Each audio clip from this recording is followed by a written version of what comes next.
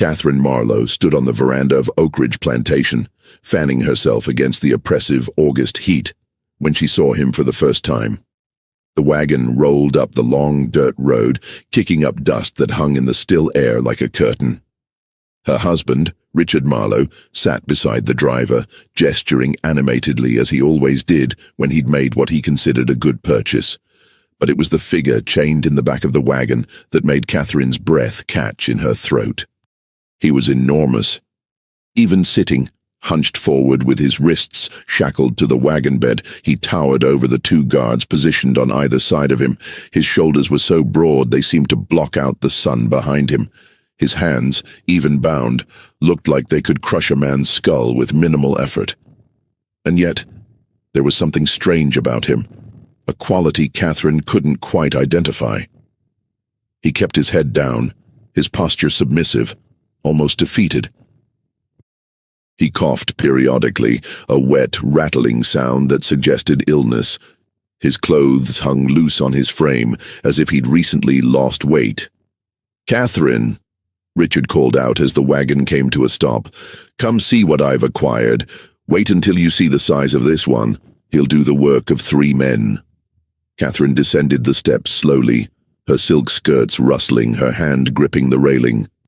She had seen many slaves arrive at Oakridge over the years. The plantation held 43 at present, but none had ever looked quite like this. As she approached, the giant raised his head slightly, just enough for her to see his eyes. They were dark, intelligent, and for the briefest moment, she saw something flash across them, something that looked almost like calculation, before he lowered his gaze again and coughed into his bound hands. "He's sick," Catherine observed, stepping back instinctively. "Richard, you didn't pay full price for a sick slave, did you?" Richard laughed, the sound booming across the yard. "Minor ailment, nothing more. The seller assured me it's just exhaustion from travel. A few days of rest and proper feeding, and he'll be strong as an ox. Look at the size of him, Catherine. Those arms, those shoulders. I got him for half what I'd normally pay because of that cough. It's the deal of the year." Catherine wasn't so sure. There was something about the giant that unsettled her, though she couldn't articulate what. Perhaps it was the way he held himself, that strange combination of apparent weakness and latent power. Or perhaps it was something in his eyes during that brief moment when he'd looked at her, a depth that suggested more awareness than was comfortable. "What's his name?" she asked. "Calls himself Jonas," Richard replied, signaling to the guards to unchain the prisoner. "Says he was field hand on a plantation in South Carolina before his master died, and the property was liquidated. Strong worker, no history of running or rebellion. Perfect addition to our operation." As the chains were removed, Jonas stood slowly, and Catherine had to tilt her head back to look at his face. He must have been nearly 7 feet tall, with a frame that suggested tremendous strength, despite the apparent illness. He swayed slightly, as if dizzy, and caught himself against the wagon. One of the guards laughed. "Careful, big man. Don't want to fall and hurt yourself before you've done any work." Jonas said nothing, just nodded submissively, and allowed himself to be led toward the slave quarters. Catherine watched him go, that uneasy feeling persisting in her chest like a stone. She had been raised on a plantation, had lived her entire 28 years in the world of slavery, and had developed certain instincts about the people her husband owned. Something about Jonas felt wrong, not dangerous exactly. He seemed too weak, too submissive to be dangerous, but wrong nonetheless. "You worry too much," Richard said, draping an arm around her shoulders. "He's just a big, simple field hand. Nothing to concern yourself with. Now shall we go inside? I'm famished, and I'm sure Bessie has prepared something delicious for dinner." Catherine allowed herself to be led inside, but she glanced back once more at the figure of Jonas disappearing into the quarters. She couldn't shake the feeling that her husband had brought something onto their plantation that would change everything. She just didn't know yet whether that change would be for better or worse. What Catherine didn't know, what no one at Oak Ridge Plantation knew, was that Jonas wasn't his real name. That he hadn't been a field hand in South Carolina, that he had never been submissive or simple or weak, and that the cough, the hunched posture, the appearance of illness were all carefully constructed lies designed to accomplish one specific purpose: infiltration. His real name was Elijah. He was 32 years old, and he was a hunter. Before we continue with this revenge story, don't forget to subscribe to the channel and comment which city you're listening from. Thank you, and let's keep going. 6 months earlier, February 1857, Tennessee. Elijah had been born free in a small community of free black people in the mountains of Tennessee. His father, Samuel, had been a legendary tracker and hunter who had escaped slavery 20 years before Elijah's birth and had never been recaptured. Samuel had taught his son everything he knew about tracking game, reading signs in the forest, understanding animal behavior, moving silently through wilderness, and most importantly, how to think like a predator. A hunter doesn't chase his prey, Samuel had told him when he was just a boy. A hunter understands his prey. He learns its habits, its weaknesses, its fears, and then he sets a trap so perfect that the prey walks into it willingly. Elijah had become one of the finest hunters in the region, providing meat for his community and occasionally guiding wealthy white men on hunting expeditions. Men who paid well and never asked questions about his status because his skills were too valuable. He had a wife, a small cabin, and a life that, while not easy in a nation that despised his skin color even when he was technically free, was at least his own. Then, 3 years ago, everything had changed. His mother, Ruth, had been born enslaved on a plantation in Georgia called Oak Ridge. She had escaped when Elijah was just an infant, traveling hundreds of miles north with him, wrapped in a blanket against her chest, following the North Star and the whispered directions of the Underground Railroad. She had found Samuel, had built a life, had tasted freedom.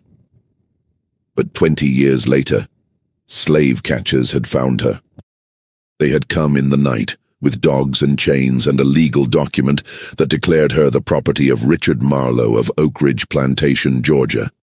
The law didn't care that she had lived free for 2 decades, didn't care that she had a husband and a grown son, didn't care that forcing her back into slavery was a cruelty that defied every principle of human decency. The Fugitive Slave Act was clear. Escaped slaves could be captured and returned to their owners, no matter how long they had been free, no matter where they were found. Elijah had been away on a hunting trip when it happened. By the time he returned, his mother was gone. His father had tried to stop them and had been beaten so badly he couldn't walk. The cabin had been ransacked, and pinned to the door was a notice. Property of Richard Marlowe, Oak Ridge Plantation, Georgia, legally reclaimed. Elijah had held his father while the old man wept. Samuel, who had escaped slavery and built a life and taught his son to be strong and free, had been powerless to protect the woman he loved. "I'm sorry," Samuel kept saying. "I'm sorry, I couldn't stop them. There were too many. I couldn't stop them." "It's not your fault," Elijah had told him, but inside a cold fury was building. His mother was back in chains because of a man named Richard Marlowe, back on a plantation called Oak Ridge, back in a world of violence and degradation and stolen humanity. And Elijah was going to get her back. But he wasn't foolish. He knew he couldn't simply walk onto a plantation and demand his mother's release. He knew that a direct assault would end with him dead or enslaved himself. So he did what his father had taught him to do. He studied his prey. He learned everything he could about Oak Ridge Plantation, about Richard Marlowe, about the layout of the property and the number of overseers and the security measures in place. What he learned was daunting. Oak Ridge was one of the largest plantations in Georgia, with over 400 acres of cotton and tobacco fields.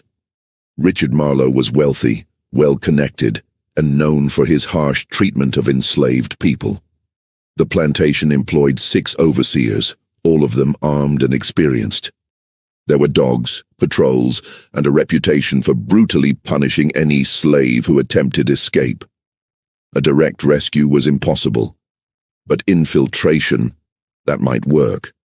So Elijah had devised a plan that was audacious to the point of madness. He would get himself sold to Richard Marlowe. He would enter Oak Ridge Plantation not as a rescuer, but as property. Once inside, he would gather information, find his mother, and execute an escape that would free not just her, but as many others as possible. And in the process, he would destroy Richard Marlowe's operation so thoroughly that the man would never recover. It took 6 months of preparation. Elijah had to learn to act like a slave, to adopt the posture, the speech patterns, the submissive behavior that white people expected. He had to suppress every instinct that made him free and strong. He had to become, at least externally, the kind of property that would be bought and sold. The hardest part was allowing himself to be captured. He had traveled south to the borders of slave territory and had deliberately allowed a slave patrol to find him. He had claimed to be a runaway from a plantation in South Carolina, had given false information about his owner, had acted confused and frightened and weak. The patrol had believed him because he gave them what they expected to see: a big, simple Negro who had made a foolish attempt at freedom and was now resigned to his fate. He was taken to a slave jail in Augusta, where he spent 2 weeks in chains, continuing his performance. He developed a convincing cough by breathing in dust and irritating his throat. He hunched his shoulders and moved slowly, as if exhausted. He spoke in the deferential tones that white people expected, always averting his eyes, always acting as if he had been beaten into submission. When the traders began preparing for the next auction, Elijah made sure to be placed in the category of questionable health. Valuable for his size, but risky because of the apparent illness. He knew that Richard Marlowe was known to attend these auctions looking for bargains, slaves he could purchase cheaply because of some minor defect, and then work to death in his fields. Sure enough, when the auction day came, Richard Marlowe was there. And when Elijah was brought onto the auction block, hunched and coughing, with his massive frame hidden beneath a posture of weakness, Marlowe's eyes lit up with greed. Here was a slave who looked like he could do tremendous work, available at a discount because of a temporary illness. The bidding was brief. Most buyers were skeptical of the cough, worried about disease. But Marlowe was confident, and when the auction ended, Elijah had a new owner. He had successfully infiltrated Oak Ridge Plantation. Now came the hard part. The first week at Oak Ridge was designed to break him, to test whether he was worth the investment Richard Marlowe had made. Elijah was assigned to the cotton fields, the most brutal work on the plantation, where men and women labored from dawn until well past dusk under the supervision of overseers who carried whips and used them liberally.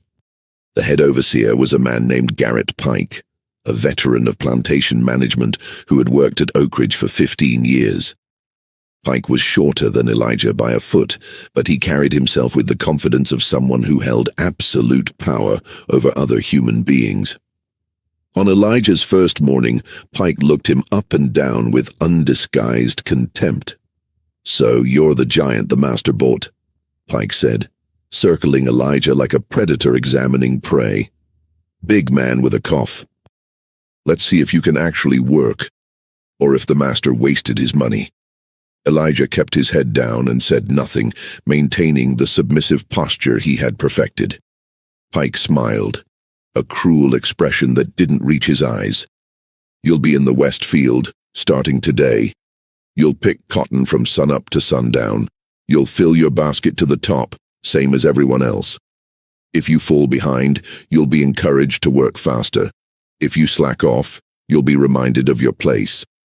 If you cause any trouble, you'll learn why runaways from Oak Ridge are so rare. Do you understand?" "Yes, sir," Elijah said quietly, injecting just the right amount of fear into his voice. "Good. Now get to work."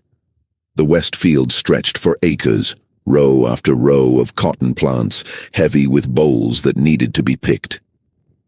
40 slaves worked the field, their fingers moving with practiced efficiency as they plucked cotton and dropped it into the large baskets strapped to their backs.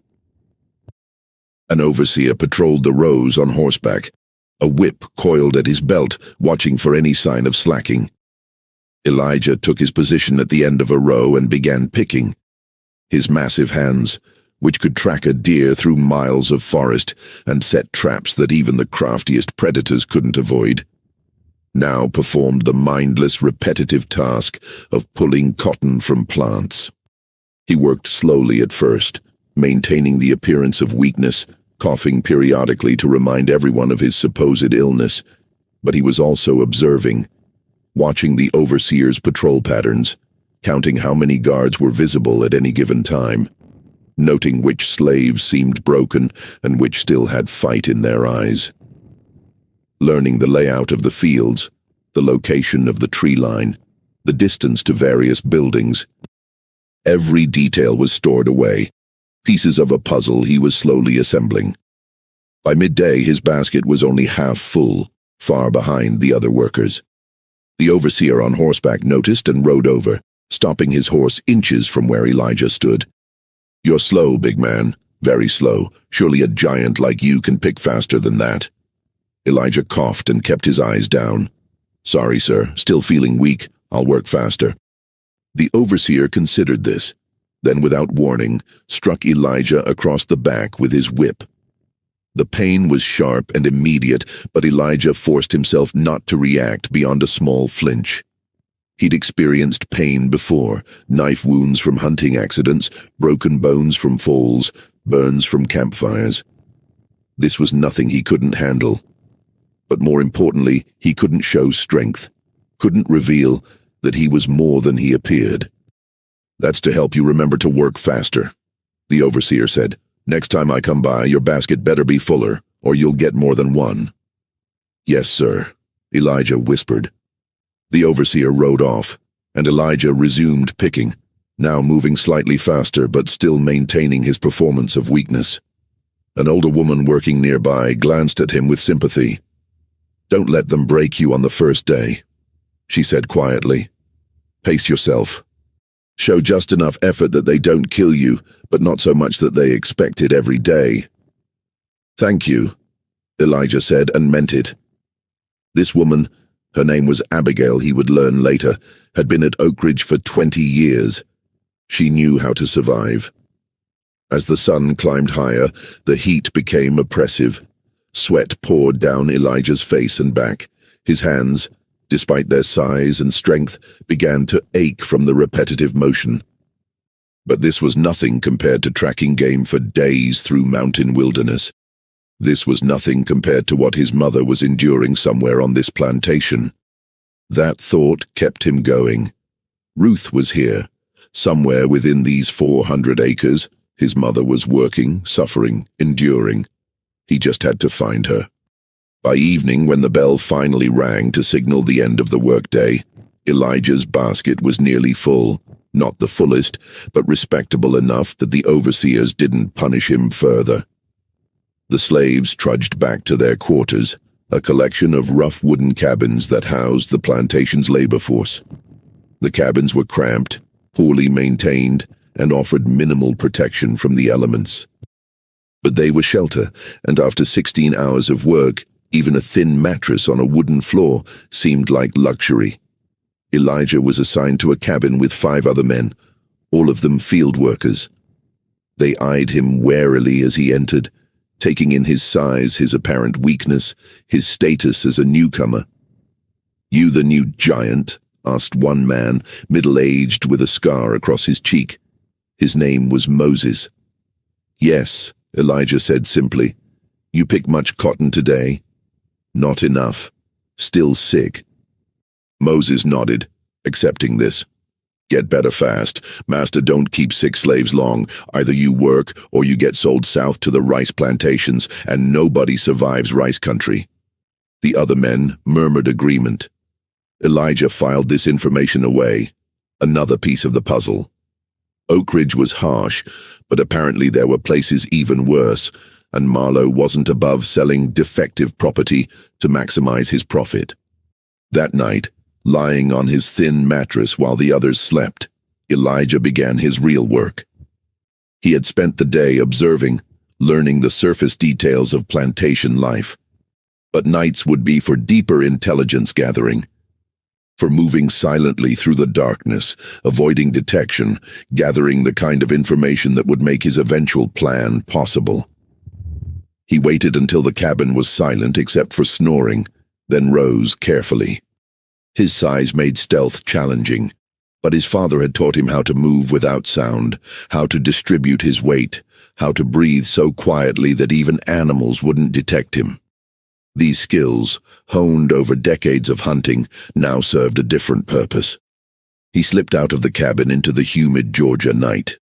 The plantation was quiet, but not unguarded. Elijah could see torches in the distance where overseers maintained patrol routes. He could hear dogs barking somewhere beyond the main house, bloodhounds probably, trained to track runaways. This would require careful navigation. He moved through the shadows between buildings, staying low, avoiding open spaces.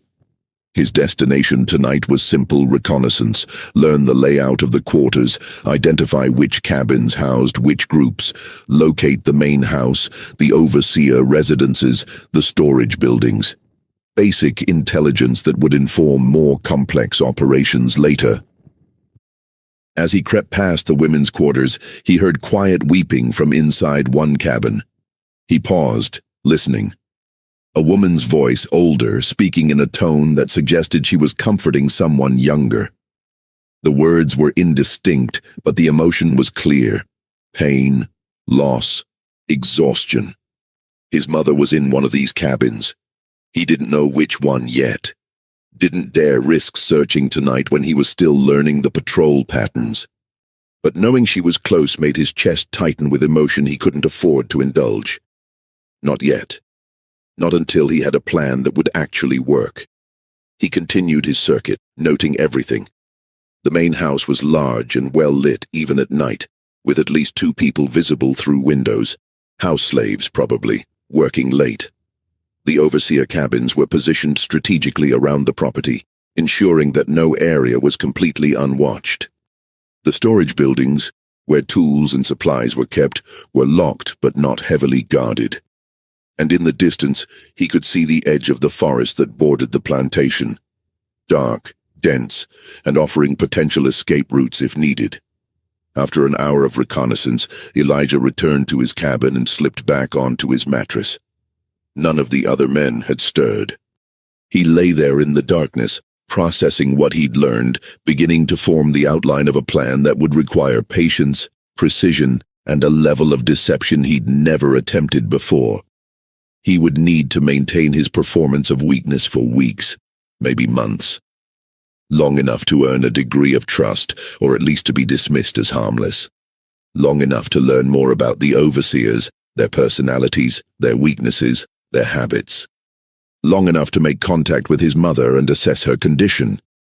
Long enough to identify allies among the slaves who might be willing to risk everything for freedom.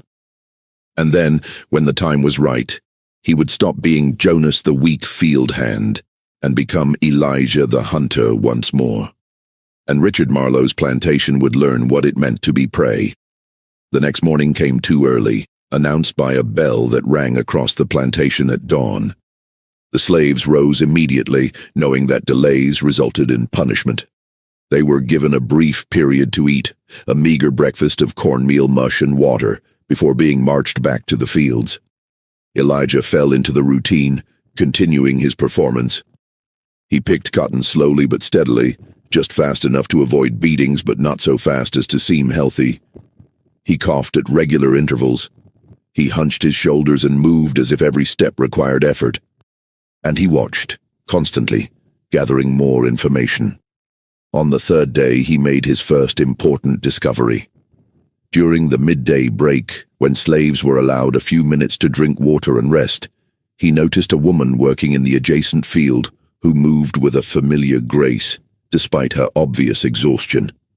She was in her 50s with grey threading through her hair, and even from a distance, even after 3 years of separation, Elijah recognized her. Ruth, his mother. Every instinct screamed at him to go to her, to speak to her, to assure her that help had come. But he forced himself to remain still. Any unusual behavior would be noted by the overseers. Any connection between them would be remembered. He couldn't risk it. Not yet. But knowing she was there, seeing with his own eyes that she was alive, gave him renewed determination. She looked older than he remembered, thinner, with a weariness that broke his heart. But she was alive, and he was going to get her out. That evening he learned more about the plantation's hierarchy through conversations with his cabin mates. Moses, the scarred man, was surprisingly talkative once he decided Elijah wasn't a threat. "Master Marlowe, he's mean but predictable," Moses explained as they ate their evening rations. "Long as you work hard and don't cause trouble, he mostly leaves you alone. It's the mistress you gotta watch out for." "The mistress?" Elijah asked, remembering the pale woman who had watched him arrive. "Catherine Marlowe," another man said, his voice dropping to a whisper.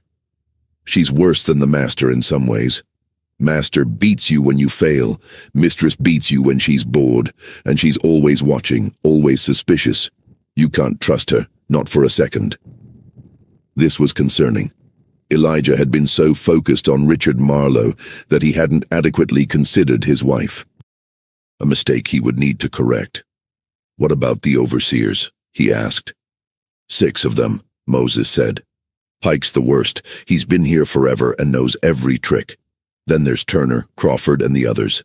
They're all armed, all mean, and they work in shifts, so there's always someone watching. And then there's the dogs." "How many dogs?" 5 bloodhounds, big ones, trained to track runaways. They've caught every slave who's tried to escape in the last 10 years. Those dogs are the real reason nobody runs.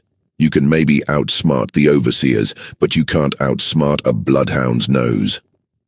Elijah filed this information away. 5 dogs. That was actually fewer than he'd feared, and dogs, despite their reputation, were animals with predictable behaviors. He'd hunted with dogs, tracked with dogs, and most importantly, he'd learned how to evade dogs when necessary. They weren't invincible. "Anyone ever succeed in escaping?" he asked casually. The cabin fell silent. Moses looked at him with something like pity. "Why you asking? You thinking about running? Big man, you'll be dead in a week. Or worse, you'll be caught and made an example of. Master Marlowe, he don't just whip runaways. He breaks them, makes them wish they'd never been born, and then he sells them south to places where they work you to death in 6 months. Don't even think about it." "I'm not," Elijah lied. "Just curious." But the conversation told him something important. The slaves at Oak Ridge had been so thoroughly broken, so convinced of the impossibility of escape, that they wouldn't even consider it. This meant he couldn't count on mass cooperation. When the time came, he would have to act with a small, trusted group, or possibly alone. Over the following weeks, Elijah settled into the brutal routine of plantation life, while secretly continuing his nocturnal reconnaissance. He mapped every building, every patrol route, every dog kennel. He identified the locations where supplies were stored, where weapons were kept, where the overseers slept. He learned which guards were alert and which were lazy, which dogs were truly dangerous and which were mostly for show. And gradually, carefully, he began to make contact with slaves who seemed like potential allies. Not many. Trust was a luxury that enslaved people couldn't afford, but a few. Abigail, the older woman who had shown him kindness on his first day. A young man named Samuel, who still had fire in his eyes. A woman named Clara, who worked in the main house and had access to information about the Marlowe's schedules and habits. He didn't reveal his true purpose, not yet. He simply established himself as someone who listened, who was thoughtful, who might be more than he appeared. Seeds that would grow when the time came. A month after his arrival, Elijah finally found an opportunity to speak directly with his mother. It happened during a Sunday afternoon, the one time when slaves were given a few hours of rest. He had learned that Ruth spent her Sundays in a small garden behind the women's quarters, tending vegetables that supplemented the plantation's food supplies. He approached carefully, making sure no overseers were watching. When he was close enough, he spoke quietly without looking directly at her. "Mama." Ruth's hands froze over the tomato plant she'd been tending, her breath caught. Slowly she turned to look at him, and Elijah saw recognition dawn in her eyes, followed immediately by terror. "No," she whispered. "No, you can't be here. Elijah, what have you done?"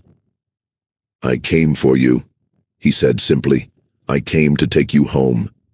Tears spilled down her cheeks. "You fool. You beautiful, stupid fool. Do you know what they'll do if they find out? Do you know what they'll do to both of us? They won't find out, not until it's too late." "How?" Her voice was desperate. "How can you possibly— Elijah, there are 6 overseers, 5 dogs patrols every night. Master Marlowe is connected to every sheriff and slave catcher in 3 counties. Even if we ran, we'd be caught before we made it 10 miles. "Then we don't run," Elijah said. "Not yet. Not until I've prepared everything. Mama, trust me. I'm not the boy you raised. I'm a hunter. And I've spent the last month learning everything about this place. When I move, it will work, I promise you." Ruth stared at him, seeing perhaps for the first time that her son had become something formidable, something dangerous. "What do you need from me?" she finally asked. "Information. About the Marlowes, about the house, about anything that might be useful. And patience. This won't happen tomorrow, but it will happen." Over the next several minutes, speaking in urgent whispers, Ruth shared everything she knew. She told him about Richard Marlowe's schedule, his business trips to Savannah that happened quarterly. She told him about Catherine's habits, her tendency to ride out to the fields on horseback to inspect the work. She told him about the main house's layout, including a study where Marlowe kept his personal weapons and papers. Most importantly, she told him about the one night each year when the plantation's guard was at its lowest, the harvest celebration. It was a tradition at Oakridge that when the cotton harvest was complete, Richard Marlowe hosted a large party for neighboring plantation owners. The event required all the house slaves to work in the main house, and the overseers were often drunk by midnight, celebrating with the white guests. It was the only time when security was truly lax. "When is the harvest celebration this year?" Elijah asked. 6 weeks, early October." "Perfect." Elijah felt pieces of his plan clicking into place. "That's when we move." "We?" Ruth asked. "Elijah, we can't free everyone. Even if we could escape ourselves trying to take 40 other people." "Not 40, Elijah interrupted. "But not just 2 either. I've been watching, Mama. There are people here who deserve freedom, who would fight for it if they believed it was possible. We're going to give them that chance." Ruth looked at her son, this man who had infiltrated a plantation, who had spent weeks playing weak while gathering intelligence, who spoke with a quiet confidence that came from genuine capability rather than bravado. And she felt something she hadn't felt in 3 years. Hope. "Tell me your plan," she said. And for the next 20 minutes, while pretending to work in the garden, Elijah outlined exactly how he intended to destroy Richard Marlowe's operation and free not just his mother, but as many enslaved people as were willing to risk everything for liberation. It was audacious. It was dangerous. It relied on perfect timing and flawless execution. But it could work. And that night, as Elijah lay in his cabin pretending to sleep, he allowed himself a small smile. The trap was set. The prey had no idea what was coming, and in 6 weeks Oakridge Plantation would learn what happened when you enslaved a hunter's mother. The giant they thought they'd bought wasn't weak, wasn't simple, wasn't broken. He was the most dangerous man they'd ever encounter, and their time was running out. The 6 weeks between Elijah's conversation with his mother and the harvest celebration passed with agonizing slowness, each day a carefully choreographed performance of submission while he refined every detail of his plan. The work in the cotton fields continued its brutal rhythm, dawn to dusk, 6 days a week, with only Sunday afternoons offering any respite. But Elijah used every moment strategically, turning his enslavement into an extended reconnaissance mission. His illness began to show signs of improvement, but slowly, gradually, in a way that seemed natural. He coughed less frequently. His posture straightened slightly. His cotton picking increased from half a basket per day to 3/4, then to a full basket. The overseers noticed and were pleased. Their investment was paying off. Richard Marlowe himself commented during one of his infrequent visits to the fields that the giant was finally earning his keep. Catherine Marlowe, however, remained suspicious. Elijah noticed her watching him more than the other slaves, her eyes narrowed, as if trying to solve a puzzle she couldn't quite articulate. She would ride out to the fields on her chestnut mare, ostensibly to inspect the work. But Elijah could feel her gaze lingering on him longer than necessary. It was unsettling, this attention. But he never acknowledged it, never gave her any reason to think he was anything other than what he appeared to be. During the 4th week of his preparation, Catherine approached him directly. It was midday, the sun blazing overhead, and Elijah was drinking water from the communal bucket when her horse stopped beside him. He immediately lowered his eyes, the gesture of deference so practiced now it was almost natural. "You," she said, her voice sharp. "Jonas, isn't it?" "Yes, ma'am," Elijah replied quietly, not looking up. "You've been here a month now. You're working better, stronger." "Yes, ma'am." "Thank you, ma'am. Look at me when I speak to you." Elijah raised his eyes slowly, making sure his expression showed nothing but respectful attention. Catherine studied his face for a long moment, her own expression unreadable. "There's something about you," she said finally. "Something I can't quite identify. You're different from the others. Smarter, perhaps. More aware." Every instinct screamed at Elijah to deny this, to deflect, to return to his performance of simple-minded obedience. But Catherine was perceptive in a way her husband wasn't, and complete denial might seem suspicious in itself. So he chose a middle path. "Just trying to work hard, ma'am. Trying to be useful. Don't want to be sold south." Catherine's lips curved into something that wasn't quite a smile. Sold south. Yes, that's every slave's nightmare, isn't it? The rice plantations, the sugar fields, places where Negroes die faster than they can be replaced. She paused, watching his reaction. "Are you afraid of that, Jonas?" "Yes, ma'am," Elijah said honestly, because that much was true. He had heard the stories of those plantations where enslaved people were literally worked to death within months. It was a fate he wouldn't wish on anyone. "Good. Fear keeps you obedient. Fear keeps you alive." Catherine turned her horse to leave, then stopped. "My husband thinks he got a bargain when he bought you. A strong worker at half price because of a temporary illness. But I wonder if perhaps you're more trouble than you're worth." She rode away without waiting for a response, leaving Elijah standing there with his heart pounding. This was dangerous. Catherine's suspicion, even if she couldn't articulate exactly what she suspected, was a threat to everything he'd planned. He would need to be even more careful around her. That evening he shared his concern with Ruth during one of their carefully arranged brief encounters. They had developed a system where they could exchange a few words during Sunday afternoons without attracting attention. And occasionally, when Ruth was assigned to work in the vegetable garden, Elijah could engineer reasons to be nearby. "Catherine's always been like that," Ruth said quietly, her hands moving mechanically as she pulled weeds.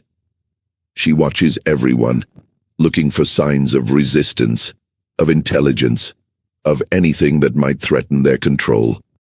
But she can't do anything based on suspicion alone, just keep being what they expect to see. What if she convinces Marlowe to sell me before the harvest celebration? She won't. Richard's too pleased with your cotton production. As long as you keep working hard, he won't get rid of you. Catherine may suspect something, but she has no proof, and Richard doesn't listen to her hunches. Elijah nodded, filing this information away. It highlighted something he'd already observed. The marriage between Richard and Catherine Marlowe was not one of equals. Catherine was intelligent and perceptive, but in the world they inhabited, her opinions mattered less than her husband's financial calculations. As long as Elijah was profitable, he was safe. During the 5th week, Elijah began the most dangerous phase of his preparation, recruiting allies. He had identified 5 slaves who seemed like potential collaborators. People who still had fight in them, who weren't completely broken by the system. The challenge was approaching them without revealing too much, without creating a conspiracy so large that someone might betray it out of fear or hope of reward. His first recruit was Abigail, the older woman who had shown him kindness on his first day. She was 57 years old, had been enslaved at Oak Ridge for 22 years, and had a quiet strength that came from surviving unspeakable hardships. Elijah approached her one Sunday afternoon, speaking in a voice barely above a whisper. "Abigail, can I ask you something? If you had a chance, a real chance to be free, would you take it even if it meant risking your life?" Abigail's hands stilled over the quilt she was mending. She didn't look at him, but her voice when she spoke was steady. "Every slave dreams of freedom, Jonas, but dreams don't mean anything when the reality is dogs and whips and slave catchers. Why are you asking?" "Because dreams can become reality if you plan carefully enough. If you're willing to be patient, if you're willing to fight when the moment comes." Now Abigail did look at him, her eyes searching his face. "Who are you really? You're not what you pretend to be, are you?" "I'm someone who keeps promises," Elijah said, "and I promised myself I'd free my mother from this place. But I can't do it alone. I need people I can trust. People who are willing to risk everything for a chance at freedom." "Your mother," Abigail repeated slowly. "Ruth, the woman in the vegetable garden. I should have seen it. You have her eyes. Will you help?" Abigail was silent for a long moment, weighing the risk against the possibility. Finally, she nodded. "What do you need me to do?" Over the next 2 weeks, Elijah carefully recruited 4 more allies. Samuel, a 23-year-old field hand who had seen his wife sold away the previous year and burned with quiet rage. Clara, who worked in the main house and had access to information about the Marlowe's routines. Moses, the scarred man from Elijah's cabin who had lived at Oak Ridge long enough to know every detail of its operation. And a woman named Hannah who worked in the kitchen and could provide access to certain supplies when needed. To each of them, Elijah revealed only what they needed to know. He told them that during the harvest celebration, when security would be at its weakest, they would make their move. He told them that he had a plan that would give them a genuine chance at freedom. He told them that it would be dangerous, that some of them might not survive, but that the alternative was remaining enslaved for the rest of their lives. All of them agreed to help, because even the smallest possibility of freedom was better than the certainty of bondage. The harvest celebration was scheduled for the first Saturday in October. As the date approached, Elijah could feel the tension building in his chest, a combination of anticipation and fear that he worked hard to conceal. Everything he had planned for the past 2 months would come down to a single night. If it worked, they would be free. If it failed, they would all die horribly. 3 days before the celebration, Richard Marlowe called all the slaves together in the yard for an announcement. It was unusual for him to address them directly. He typically left such communications to the overseers, but apparently this warranted his personal attention. "The harvest is complete," Marlowe announced, his voice carrying across the assembled crowd. "Thanks to your hard work." He said this as if they had any choice in the matter. "We've had our best cotton yield in 5 years. This Saturday, I'll be hosting plantation owners from across the county to celebrate our success.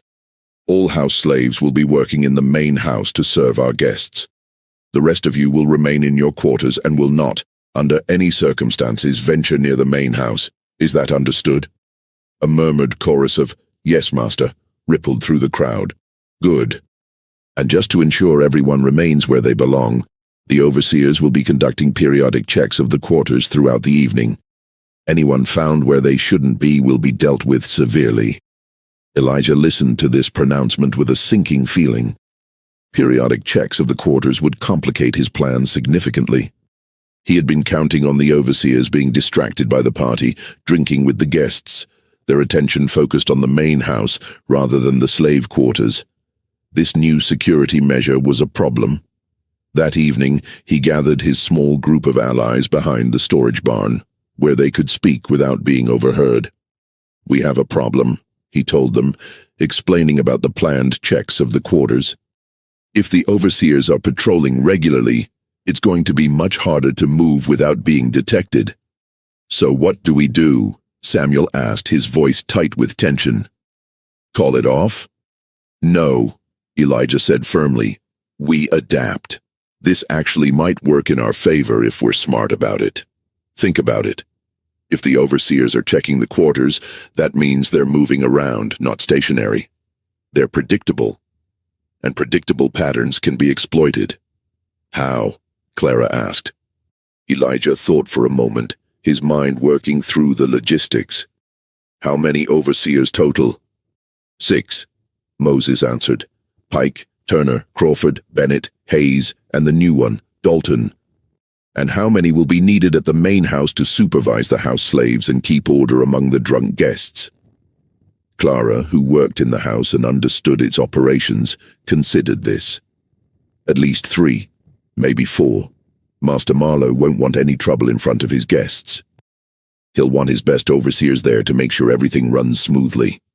So that leaves 2, maybe 3 overseers to patrol the quarters," Elijah said.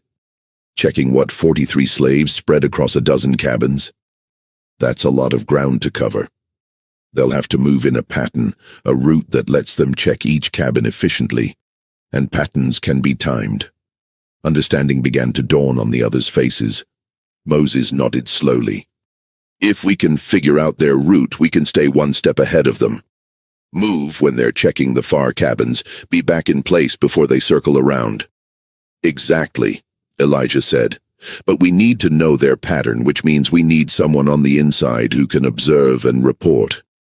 "I can do that," Hannah said. She was a quiet woman in her 40s, easily overlooked, which made her perfect for observation. "I'll be working in the kitchen during the party. I can watch when the overseers come and go, track their timing, and pass information to Clara. And I can get messages to whoever needs them," Clara added. "I'll be serving in the dining room, moving between the main house and the kitchen. I can act as a courier." Elijah felt the plan coming together, adapting to the new constraints. "Good. Here's what we do." Hannah tracks the overseer patrol pattern during the first hour of the party and gets the information to Clara. Clara passes it to Moses, who'll be in the quarters coordinating timing. Once we know the pattern, we move during the gaps, when the overseers are furthest from their next checkpoint. "Move where?" Abigail asked. "What exactly are we doing?" This was the moment when Elijah had to reveal the full scope of his plan. He took a deep breath and began to speak, laying out every detail of what he intended to do. "First, we need to neutralize the dogs. The bloodhounds are kept in a kennel near the overseer cabins. They're the biggest threat to any escape, because they can track us for miles. But dogs are predictable. They eat at the same time every day, fed by whoever's on dog duty. During the party, that'll probably be one of the younger overseers, someone not important enough to be at the main house. How do we neutralize them? Samuel asked. We make them sleep, Elijah said. Hannah, you have access to the kitchen supplies, right? Including the medicinal cabinet? Hannah nodded. Yes. Mrs. Marlowe keeps laudanum there for her headaches. It's a strong sedative. Perfect. We mix laudanum into the dog's evening meal. Not enough to kill them. I won't hurt animals who are just following their training, but enough to make them sleep deeply for several hours. Once the dogs are down, the biggest obstacle to our escape is gone. But we still have to deal with the overseers, Moses pointed out. Even if we can dodge their patrols, eventually they'll notice we're gone. And then they'll send riders, alert the sheriffs, organize a manhunt. Which is why we can't just run, Elijah said. We need to make sure they can't pursue us effectively. That means we need to disable their ability to chase us. He outlined the next phase. While the party was in full swing and the overseers were either drunk at the main house or distracted by their patrol duties, Elijah and Samuel would make their way to the stables. There they would release all the horses, not steal them, which would be noticed immediately, but simply open the gates and drive them into the fields where they would scatter. Without horses, any pursuit would be on foot, giving the fugitives a significant head start. But the real key, Elijah continued, is destroying their records. Richard Marlowe keeps detailed documentation of every slave he owns.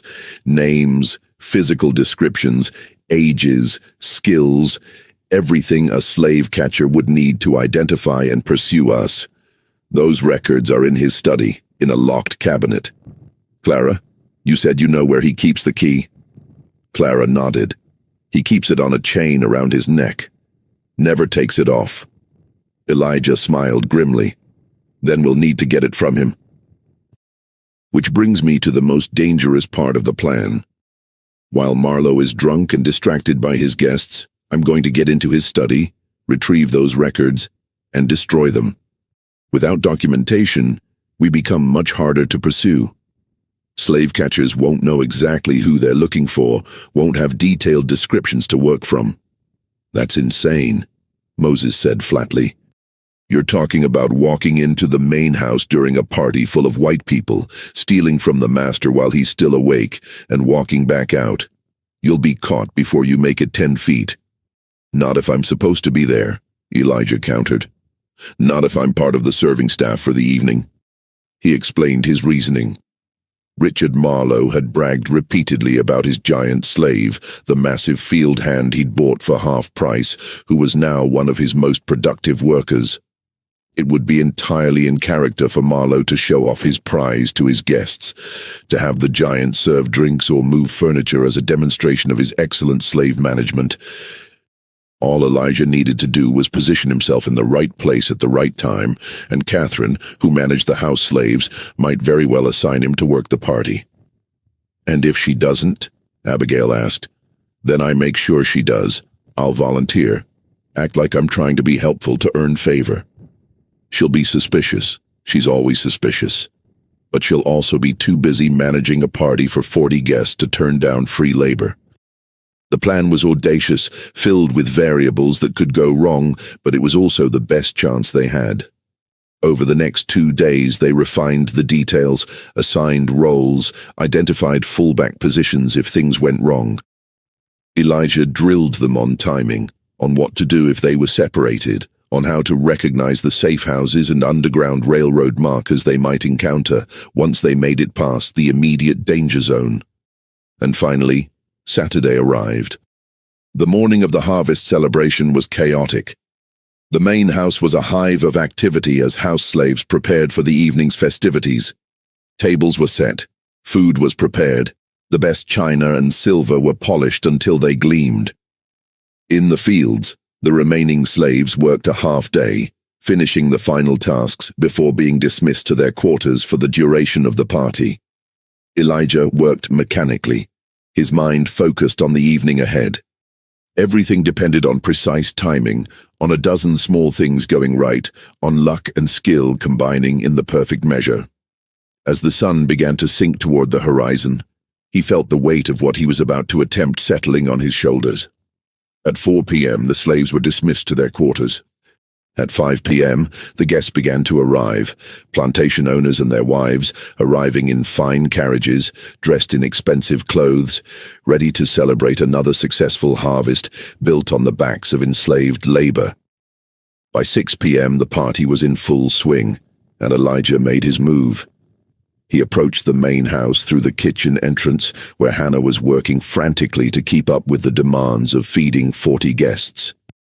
She saw him and nodded almost imperceptibly, the signal that she'd already dosed the dog's evening meal with laudanum. Phase 1 was underway. "What are you doing here?"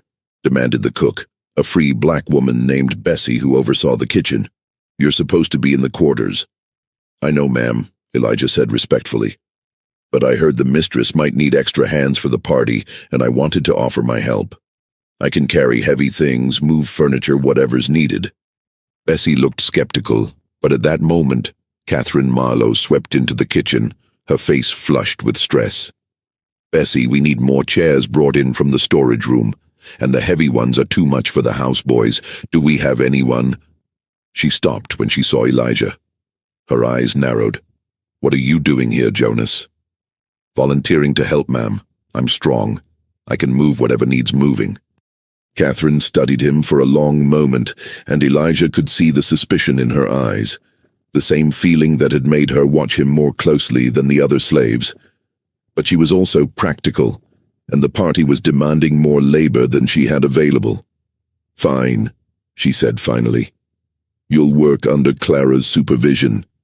You do exactly what you're told, nothing more, nothing less.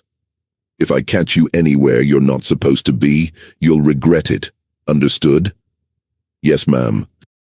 "Thank you, ma'am." And just like that, Elijah was inside the main house, with legitimate reason to be there. He caught Clara's eye across the room, and she gave him the smallest nod. They were in. For the first 2 hours, Elijah played his role perfectly.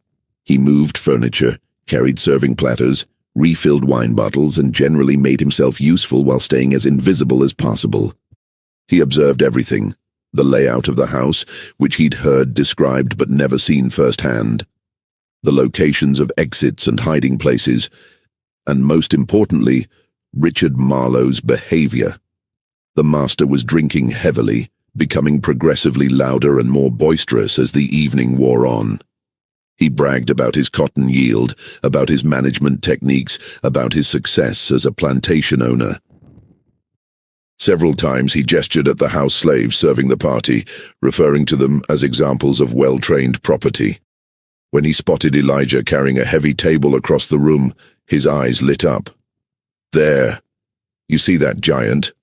Bought him for half price because the fool had a cough. But look at him now, strong as an ox, works like 3 men. That's the difference between a smart plantation owner and an amateur, knowing when you're getting value even in damaged goods." The guests laughed and applauded, and Elijah kept his face carefully neutral, playing the role of the obedient slave who didn't understand he was being discussed. But inside, he marked the moment. Marked the casual dehumanization, the way Marlowe spoke about him as if he were livestock. Added it to the long list of reasons why what he was about to do was not just justified, but necessary. By 9 p.m., Richard Marlowe was thoroughly drunk. So were most of his guests. The overseers who had been assigned to the party, Pike, Turner, and Crawford, were drinking as well, their vigilance deteriorating with every glass of whiskey. And outside, according to the information Clara had passed him, the patrol pattern of the overseers checking the quarters had become predictable. They were doing cursory checks every 30 minutes, spending most of their time chatting with each other rather than actually searching. It was time. Elijah caught Clara's eye and nodded toward the hallway that led to Marlowe's study. She understood immediately and created a distraction, dropping a tray of glasses that shattered spectacularly on the floor, drawing everyone's attention. In the commotion, Elijah slipped down the hallway unseen. Marlowe's study was locked, but the door was old and the lock was simple. Elijah had prepared for this, had hidden a thin piece of metal in his boot that morning. He worked it into the lock, feeling for the mechanism, and within 30 seconds heard the satisfying click of tumblers falling into place. He eased the door open, stepped inside, and closed it behind him. The study was exactly as Ruth had described: a large desk, bookshelves lining the walls, and in the corner a locked cabinet where Marlowe kept his important papers and personal weapons. The cabinet was more secure than the door had been, and Elijah knew he couldn't pick this lock, not without tools he didn't have and time he couldn't spare, which meant he needed the key that hung on a chain around Richard Marlowe's neck. Elijah stood in the darkness of the study, considering his options. He could search for another way into the cabinet, but that would take time and might not succeed. He could abandon this part of the plan, but without destroying those records, their escape would be significantly more dangerous. Or he could do something audacious, something that would either work perfectly or get him killed. He chose audacity. Elijah left the study, slipped back down the hallway, and returned to the party. Richard Marlowe was now so drunk he was slurring his words, holding onto the table for balance. Perfect. Elijah approached with a wine bottle, playing the attentive servant. "More wine, master?" he asked quietly. Marlowe waved his glass in what might have been a nod. As Elijah poured, he stumbled, just slightly, just enough to jostle Marlowe's arm and spill wine down the front of his expensive jacket. "You clumsy fool," Marlowe roared, suddenly furious despite his inebriation. Several guests turned to look. "Look what you've done. This jacket cost more than you're worth." "I'm so sorry, master," Elijah said, genuine fear in his voice, or what sounded like genuine fear. "Please, let me help clean it. If we get water on it quickly, it might not stain." Still cursing, Marlowe allowed himself to be led from the room by Elijah and Clara, who had materialized at exactly the right moment. They took him to a small washroom off the kitchen, where Clara began dabbing at the wine stain with a wet cloth, while Marlowe continued his drunken tirade. "Stupid, worthless. I should sell you south, rice plantations. Teach you to be careful." While Clara worked on the jacket, Elijah positioned himself behind Marlowe, ostensibly to help remove the garment. His massive hands moved with surprising delicacy, and in the confusion of cloth and arms and Marlowe's drunken swaying, those hands found the chain around Marlowe's neck. A quick pull, a snap of cheap metal, and the chain came free. Elijah palmed the key and slipped it into his pocket in one smooth motion. "There, master," Clara said, stepping back.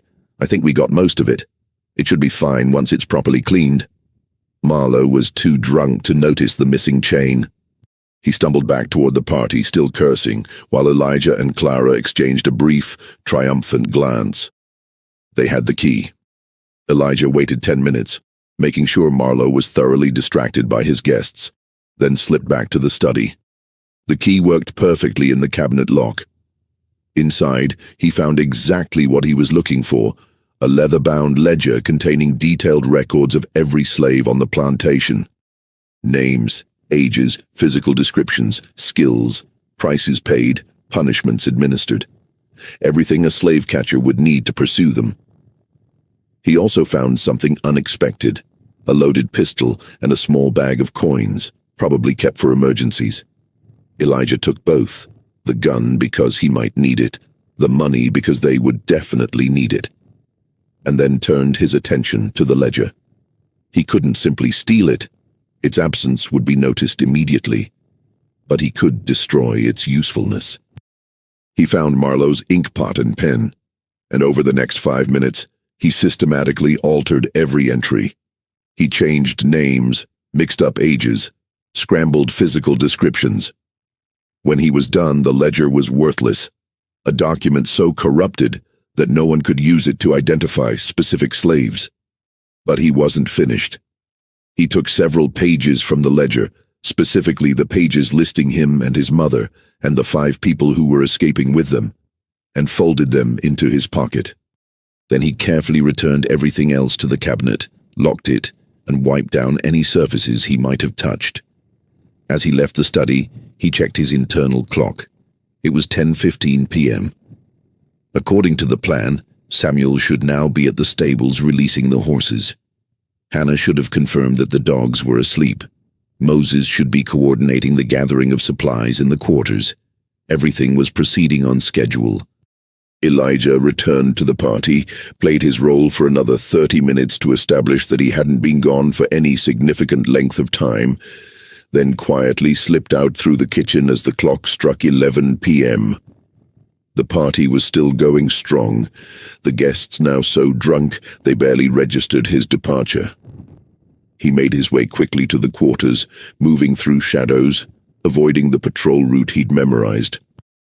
When he reached his cabin, he found Moses, Samuel, and Abigail already there, along with his mother and the others. They had gathered everything they could carry: food, water, blankets, a few tools. They were ready. The dogs? Elijah asked quietly. Sleeping like babies, Hannah confirmed.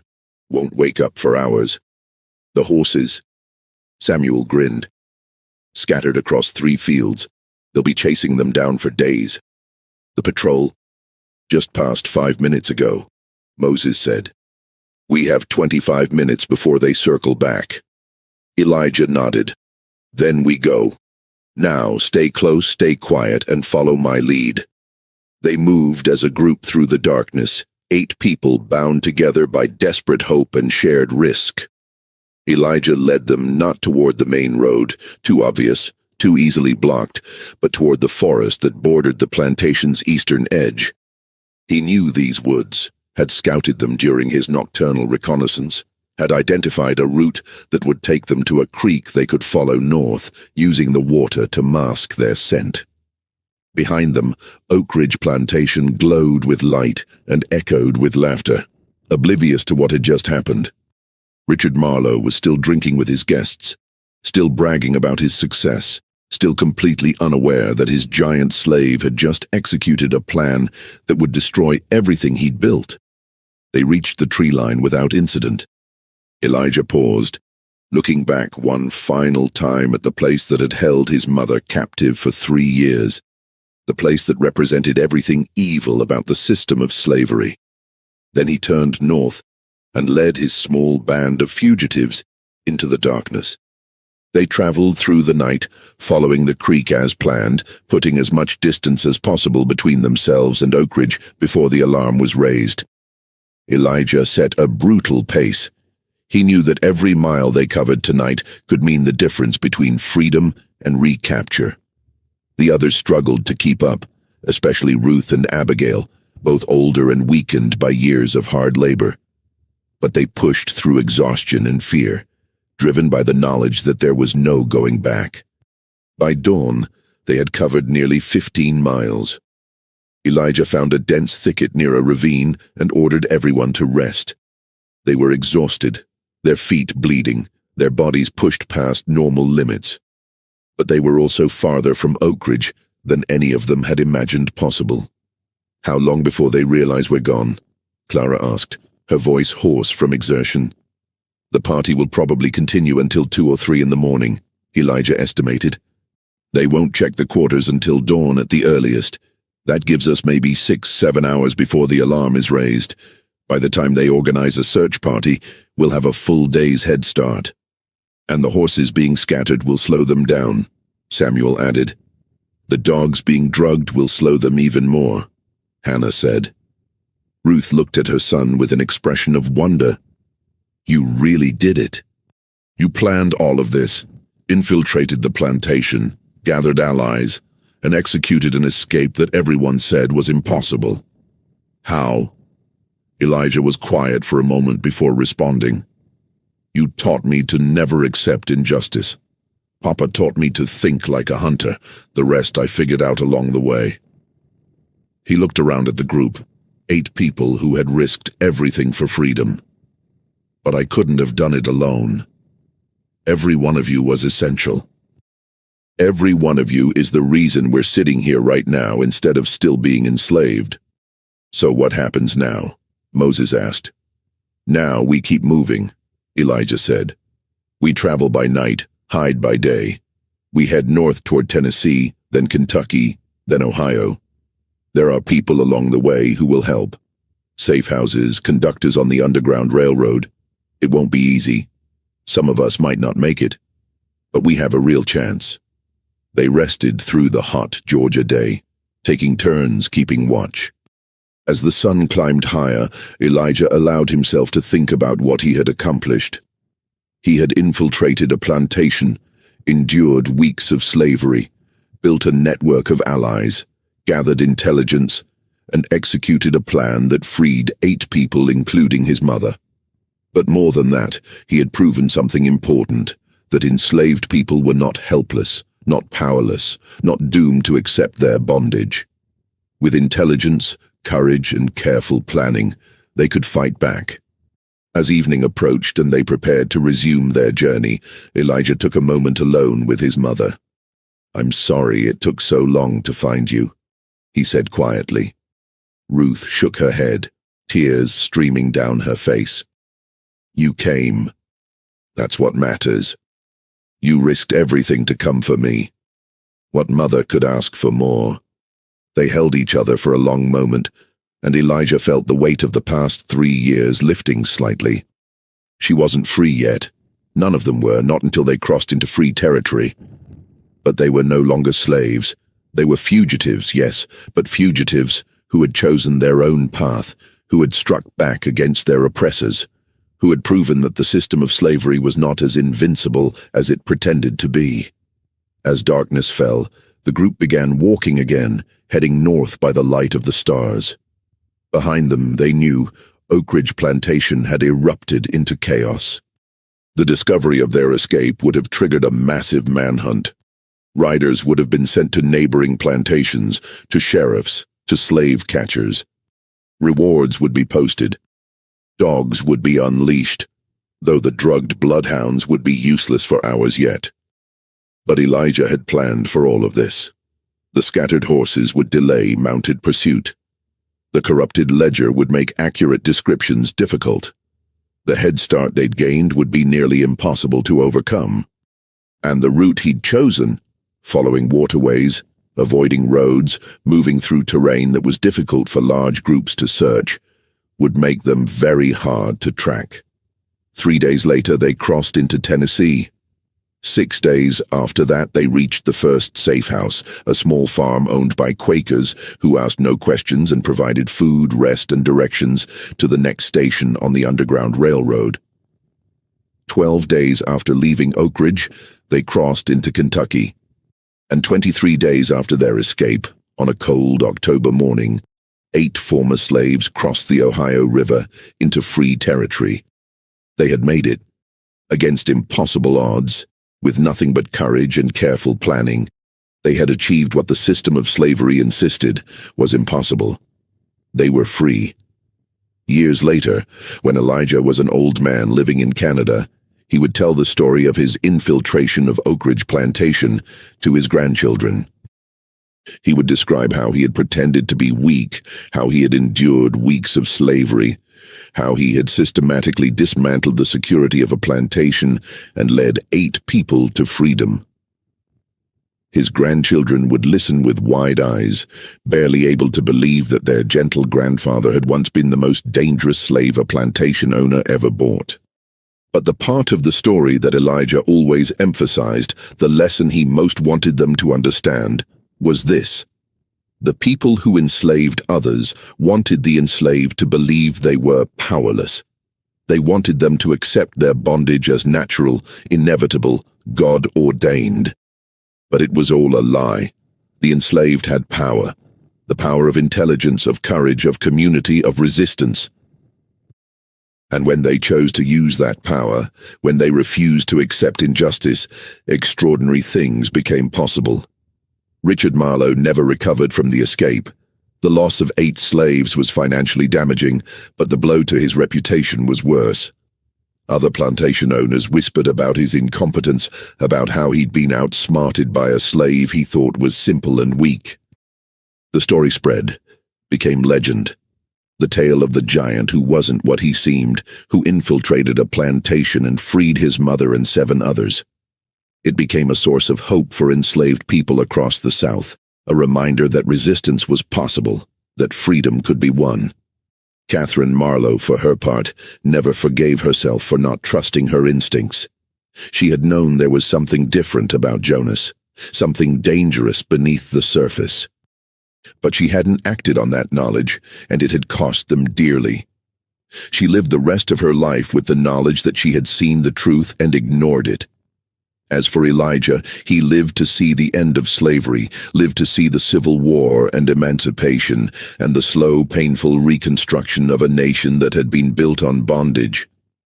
He raised children and grandchildren in freedom, taught them to read and write, gave them opportunities he'd had to fight for.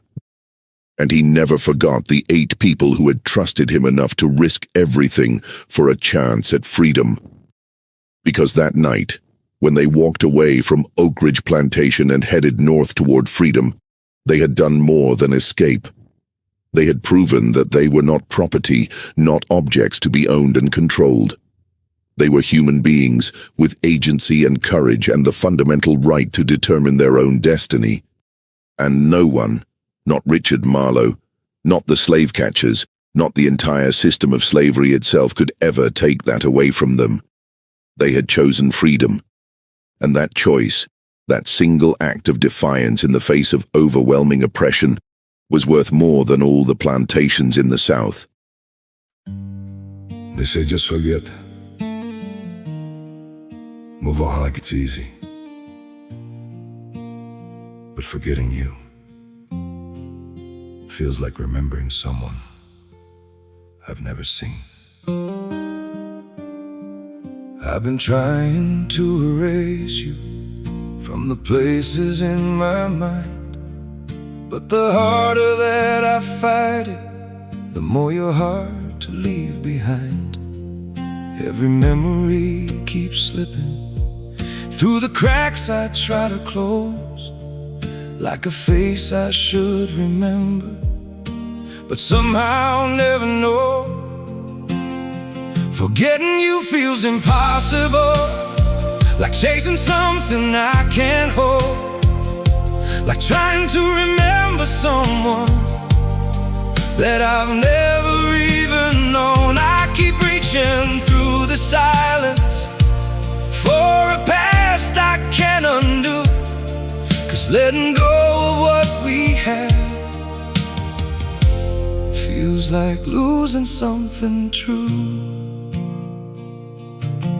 Every moment turns to fragments, every thought just fades to blue, like I'm searching for a feeling that still only leads to you.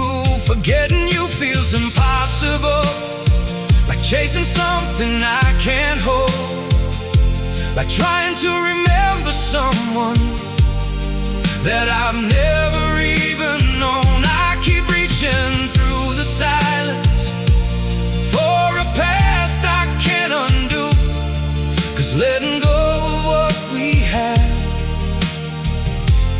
feels like losing something true.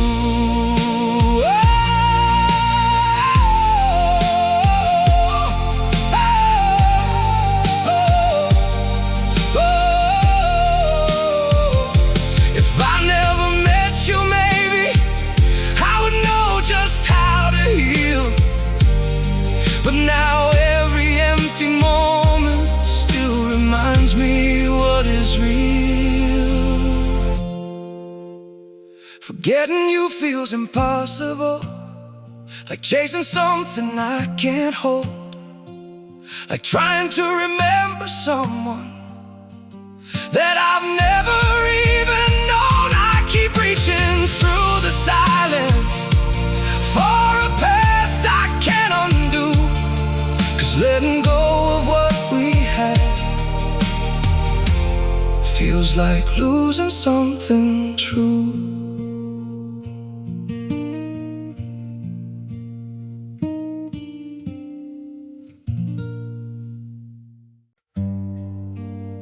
Some days feel off, like I'm standing but still falling. A little pain, a little tired, and no one to tell it all to. There are days that feel unsteady, like I'm drifting out of place. Every step just feels so heavy, with a smile I have to fake. A little hurt I keep inside me, a little weight I always hide, and 1,000 quiet worries I've been holding deep inside. There's no one here to tell it to, no one who would understand. So I carry all these feelings like they're slipping through my hands. A little broken, little lost, trying hard to just get through. All these nights I stay awake with everything I never say to you. I keep walking through the silence like it's all I've ever known. Every crowded room reminds me how it feels to be alone. There's no one here to tell it to, no one who would understand. So I carry all these feelings like they're slipping through my hands. A little broken, little lost, trying hard to just get through. All these nights I stay awake with everything I never say to you.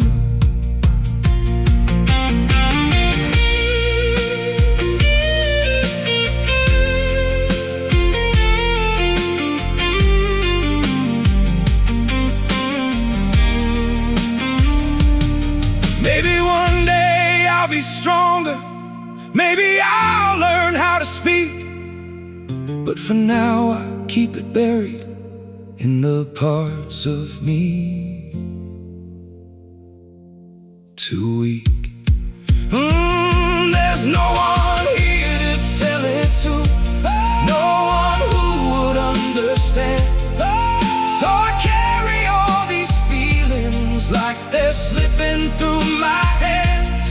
A little broken, little lost, trying hard to just get through. All these nights I stay awake with everything I never say to you.